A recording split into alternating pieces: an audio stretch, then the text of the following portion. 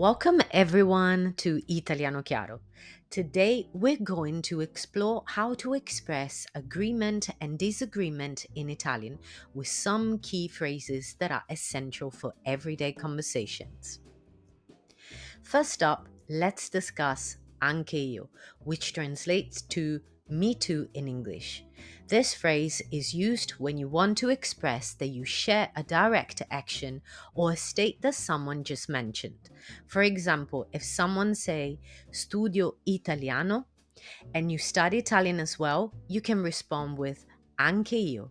This shows that you also perform the same action, which is studying Italian. Now let's talk about anche a me.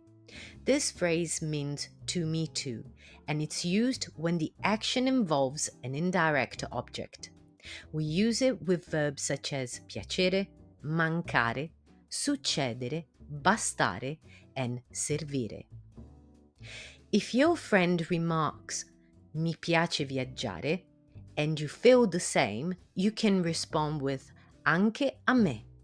It's a way of saying that you also share the same feeling or preference indirectly. Let's move on to neanche io, which means me neither. This is used to express disagreement or denial in response to a negative statement by someone else. For instance, if someone says, non ho mai visto quel film, and you haven't watched it either, you can reply, neanche io.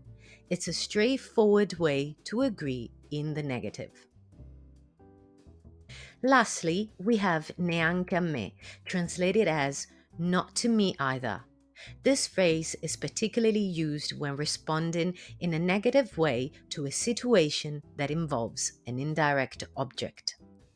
For instance, if someone says, non mi piace il freddo, and you dislike the cold as well, you can reply, neanche a me. It's a straightforward way to agree in the negative.